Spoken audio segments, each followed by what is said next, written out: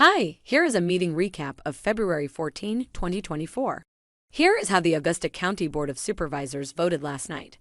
Scott Seton Wayne District Board member proposed to cancel appealing the court case, which has already incurred over $6,000 in an outside law firm and staff time. What do you think is on those closed session audio files? Let's go to the video for the reason why Dr. Seton motioned to cancel appealing the current Freedom of Information Act court case and see how the other 6 board members voted. Mr. Seton? Thank you, Mr. Chair. In this year's budget, the county attorney has $40,000 to spend on outside counsel. So far, the county attorney has spent $5,976 on this case to defend the FOIA request for the March 20th, 2023 closed meeting that the board demanded I turn over to them, and I complied. The county attorney and the assistant county attorney combined are paid over $250,000 besides their benefits. Why are we paying for outside counsel for a simple FOIA case to defend a closed meeting that was ruled illegal by a circuit court judge according to the recent Virginia Supreme Court precedents?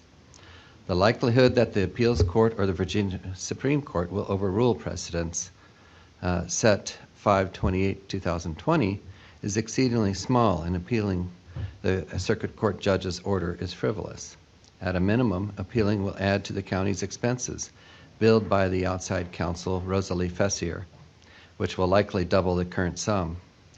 The county will be on the hook for opposing counsel fees, which will likely be even greater.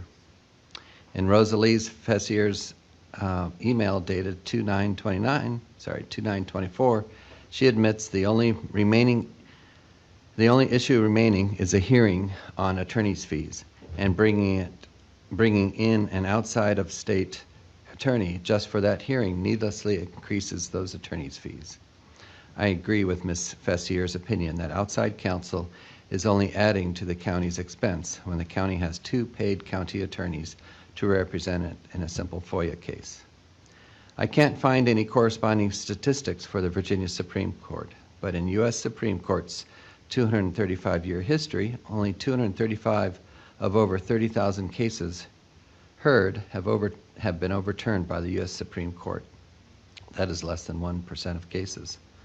Overruling a precedent is a rare and significant event in any Supreme Court and reflects a change in the court's interpretation of its constitution or a change in law. Mr. Bencalla, has the FOIA law changed or has the Virginia Constitution changed since the Cole versus Smythe case of 2020 that would precipitate overruling Cole versus Smythe?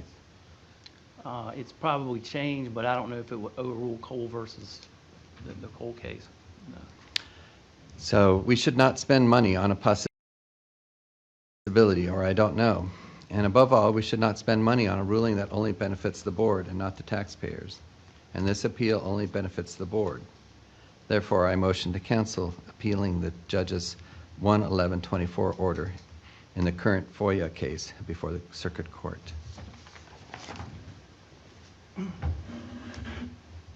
All right. Take a motion's been made. Is there any second?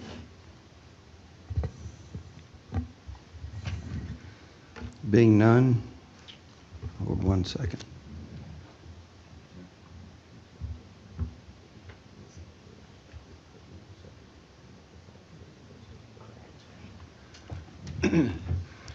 We're going to go ahead, even though there's no second for that motion, we're going to go ahead and vote. If you're yes or in favor of Mr. Seton's motion, no if you're not, please vote.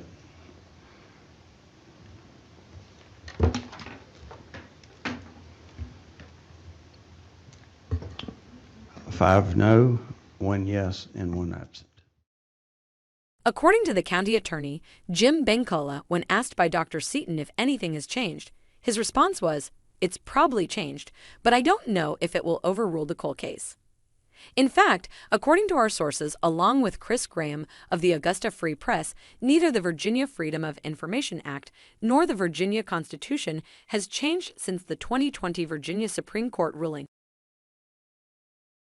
In other actions by the board voted 5-1 to put Butch Wells on the Capsaw board and then voted to put Carolyn Bragg back on the Metropolitan Planning Organization board.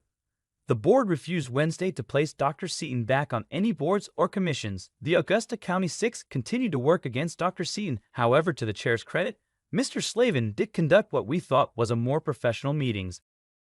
On behalf of everyone at Augusta County Watch, we would like to thank you for tuning in and come back for recaps of future Augusta County Board of Supervisors meetings. Don't forget to like and follow our page and share it with a friend.